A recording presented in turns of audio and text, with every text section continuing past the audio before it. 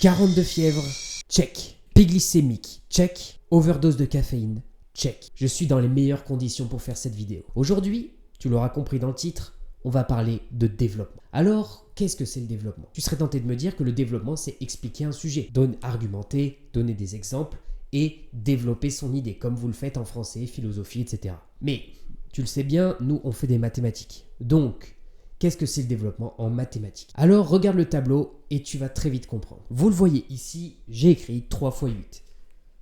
Bon, vous connaissez vos tables de multiplication, vous allez me dire que ça fait 24. En quoi ça a un rapport avec le développement? Vous êtes d'accord pour dire que 3 et 8, on peut l'écrire de plein de façons différentes. Par exemple, 3, on peut l'écrire comme 2 plus 1 et 8 comme 5 plus 3.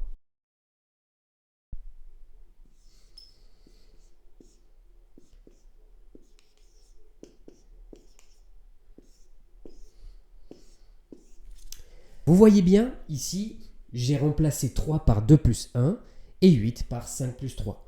J'aurais pu le faire en le remplaçant par des choses différentes, mais cohérentes. C'est-à-dire, j'aurais pu mettre 1 plus 1 plus 1, j'aurais pu mettre 6 plus 2, etc., etc. Les parenthèses sont là pour bien qu'on comprenne qu'est-ce qui est prioritaire là-dedans. Ici, nous avons tout ce membre et ce membre qui sont prioritaires. Ce qui signifie que je dois calculer à l'intérieur de la parenthèse avant d'effectuer le produit. Ceux qui savent développer une expression, vous voyez directement où je veux en venir. Vous allez me faire ça fois ça, plus ça fois ça, plus ça fois ça, plus ça fois ça. Mais pourquoi? Et à quoi ça correspond? Je vais réécrire mon exemple et l'illustrer géométriquement parlant. Ici, l'écriture de mon exemple. Vous voyez la multiplication entre les deux parenthèses? Je ne l'ai pas mentionné. Quand on n'écrit rien, on met un fois. Ça nous évite de gaspiller du stylo. Vu le prix que ça coûte en plus. Alors, géométriquement, ce truc-là correspond à un truc que multiplie un machin. Truc que multiplie machin, ça ne veut absolument rien dire. Mais ça va faire écho à quelque chose que vous connaissez. Truc fois machin. Bidule fois trucmuche. Longueur fois largeur. Attendez, longueur fois largeur. Longueur fois largeur, ça correspond bien à un rectangle ce truc. Et oui, l'aire d'un rectangle, la formule, c'est longueur fois largeur. C'est la seule que vous devez retenir pour ce chapitre. Donc, cette chose-là, qui fait 24, on s'en rappelle, cette chose-là, géométriquement, correspond à un rectangle. Je vais dessiner, vous l'aurez deviné, un rectangle. Ici, la largeur de mon rectangle, je vais dire arbitrairement que c'est 2 plus 1. 2 et 1. Ensuite, la longueur de mon rectangle, je vais dire que c'est 5 et 3. 5 ici et 3 de ce côté. Donc, finalement, un côté à 5, un côté à 3, je mets une frontière ici. Un côté à 2, un côté à 1, je mets une frontière ici. Traçons ces frontières.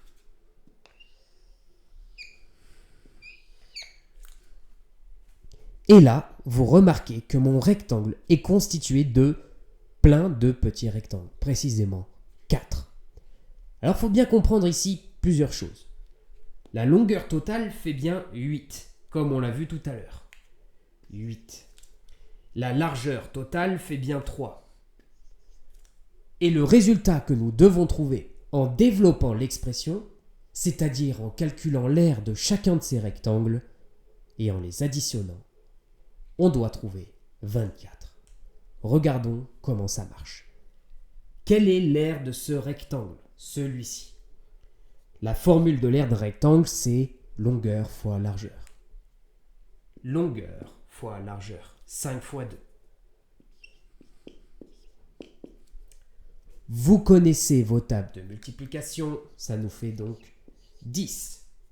1 fois 5. 5. Ici, longueur fois largeur. La largeur fait 2 et la longueur fait 3. 2 fois 3. 6. Et ici, nous avons 3 par 1. Ce qui nous fait 3. Finalement, le grand rectangle formé par ce dessin, c'est la somme de chacun des rectangles. Ce qui signifie que son aire et la somme, c'est-à-dire l'addition, de chacune des aires des rectangles qui le constituent. Ce qui veut dire que l'aire du rectangle, du grand rectangle,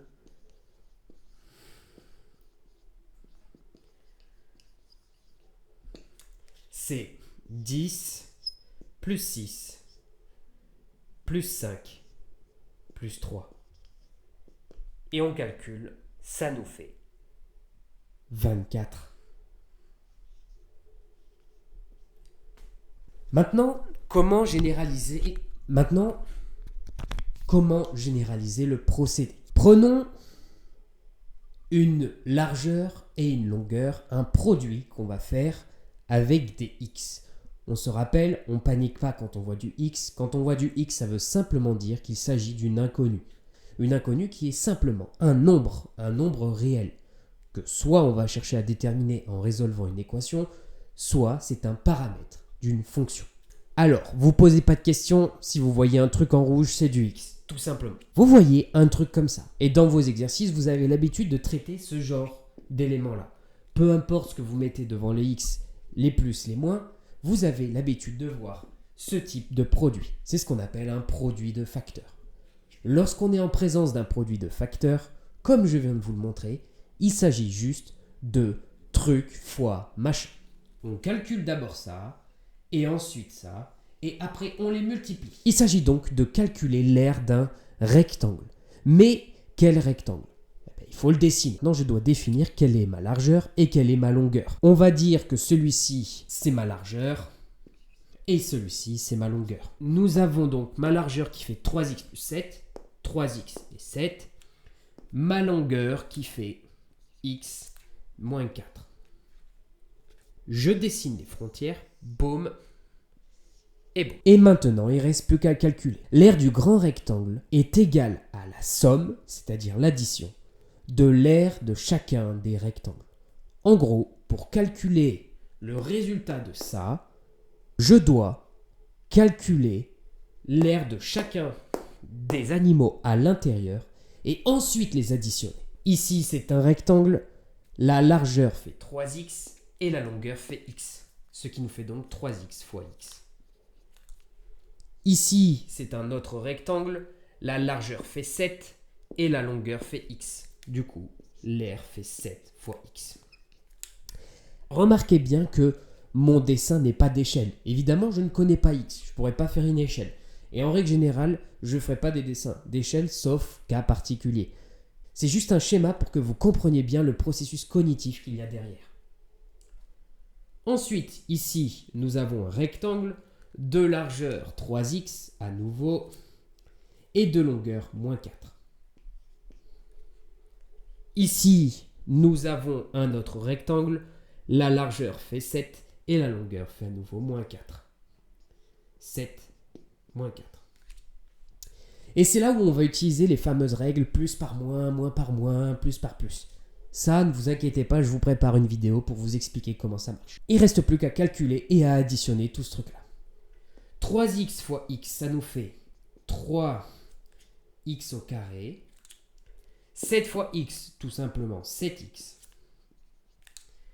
3x fois moins 4, ça nous fait 3 fois 4, 12. On met le moins devant, moins 12, avec le x, moins 12x. Moins 12x. 4 fois 7, 28. On met le moins devant, moins 28. Additionnons tout ce truc-là. 3x au carré, moins 12x, plus 7x, moins 28. Et maintenant, il ne reste plus qu'à réduire ce résultat. Réduire, c'est un mot compliqué pour pas grand-chose. Ça veut simplement dire, on prend toute cette expression et on l'écrit de la manière la plus compacte possible. Les x vont avec les x au carré avec les x au carré, et les non-x avec les non-x. Dans l'expression ici, les x au carré, il n'y en a pas d'autre, du coup, ils ne bougent pas. Ensuite, j'ai moins 12x plus 7x. Moins 12x plus 7x, ça nous fait moins 12 plus 7. Et je rajoute le x à la fin. Moins 12 plus 7 qui nous fait moins 5.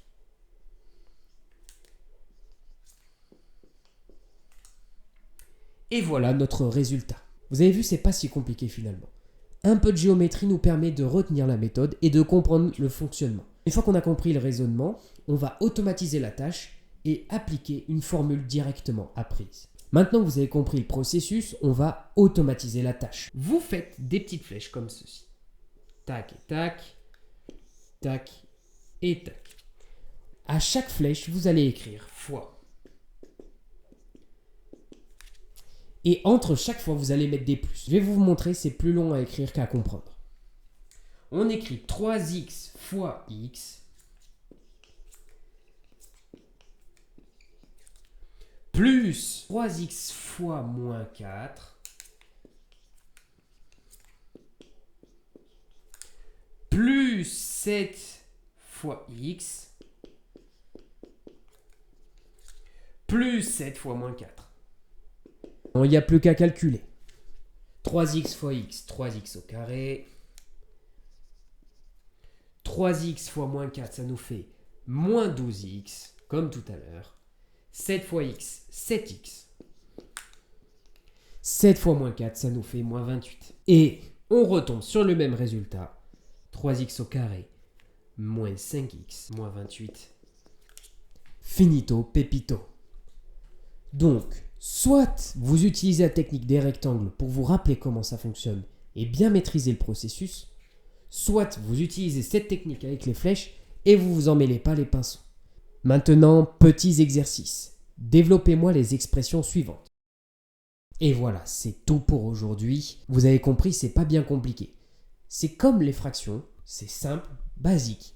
Mais si on ne maîtrise pas, on ne comprendra pas la suite. Il faut maîtriser ce genre de choses simples, comme ça, à l'avenir, vous pourrez travailler sur des sujets plus compliqués. Si cette vidéo vous a plu, je vous invite à la liker et à la partager à tous vos amis. N'hésitez pas à poser vos questions en commentaire, j'y répondrai avec grand plaisir. Si vous voulez des cours en visio, ça se passe ici et dans la description. Abonnez-vous également à ma page Instagram, je poste du contenu toutes les semaines. Vous pourrez rejoindre mon serveur Discord, j'effectue des petites réunions tous les dimanches de 10 à 12. Allez, moi je vous dis, travaillez, révisez et réussissez votre année.